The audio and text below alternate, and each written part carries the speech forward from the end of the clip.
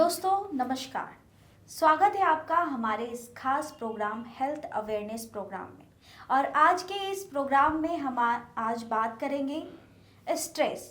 Stress आखिर कितनी असर डालती है एक फर्टिलिटी पर, और इस टॉपिक पर बातचीत करने के लिए हमारे साथ डॉक्टर नीलू प्रसाद मैम हैं, जिनका 25 सालों से कंकरबाग इलाके में अपने इस क्षेत्र में कार्यरत है और इन्होंने आईवीएफ के क्षेत्रों में भी एक बड़ा मुकाम हासिल किया है। पहले तो बहुत बहुत स्वागत है मैम आपका हमारे इस चैनल में। थैंक यू मैम, आज के इस टॉपिक में हमारा पहला सवाल है कि महिला हो या पुरुष, फर्टिलिटी होने के बाद स्ट्रेस के कारण कितना असर डालता है?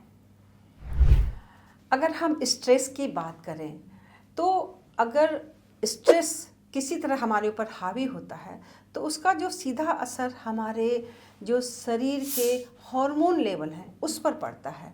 और ये हार्मोन्स ही हैं जो हमारे शरीर को सुचारू रूप से काम करने में हमें सपोर्ट करते हैं। अगर हम महिलाओं की बात करें तो अगर स्ट्रेसफुल सिचुएशन से कोई महिला गुजर रही है तो देखा जाता है कि उसमें हार्मोनल इम्बैलेंस के चलते उसमें जो अंडे बनने की जो प्रक्रिया है वो बिल्कुल ही अफेक्टेड होती है। अच्छी क्वालिटी के अंडे नहीं बनते हैं और अगर नंबर ऑफ अंडे हैं वो भी कम बनते हैं, जिसमें कि फर्टिलाइजेशन की कैपेसिटी नहीं रहती है क्योंकि उनकी क्वालिटी अच्छी नहीं रहती है। और साथ ही साथ स्ट्रेस में हमारे शरीर में बहुत सारे और भी हार्मोन्स हैं। अगर हम बात करें थायराइड हार्मोन का या फिर हमारा जो इंसुलिन का लेवल है और ब्लड प्रेशर हाई होने की जो संभावना है, ये सारी स्ट्रेस के कारण समस्याएं देखी जाती है और फर्टिलिटी में इसका बहुत ही डायरेक्ट असर पड़ता है। मैम, आपने महिलाओं के बारे में पूरी जानकारी दी, क्या इसका असर पुरुष पे भी होती है?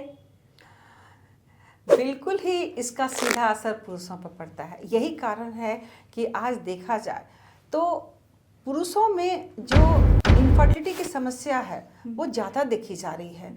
उसमें जो स्पर्म काउंट एंड क्वालिटी जो भी है वो पूरी तरह अफेक्टेड हो रहा है, क्योंकि पुरुषों में देखा जाए तो आज की भाग दौड़ की ज़िंदगी, वर्क का बहुत बड़ा लोड होना, ओवरनाइट काम करना, इन सारी चीज़ों के चलते जो पुरुषों में उनका जो हार्मोन का लेवल है वो बिल्कुल ही अल्टर हो जाता है और उसके कारण सीधा असर उसके स्पर्मेटोजेनेसिस पर पड़ता है। जो स्पर्म की जो क्वालिटी है, क्वांटिटी है, वो पूरी तरह से वो गड़बड़ होती है और साथ ही साथ देखा जाए तो उसमें फर्टिलाइजेशन की जो है ना वो पॉसिबिलिटी भी घट जाती है। और यही कारण है कि गुड क्वालिटी के एम्ब्रियो नहीं बनने के कारण उनकी जो है वो बांझपन की जो समस्या है उसके दंपति में वो डायरेक्ट देखी जाती है।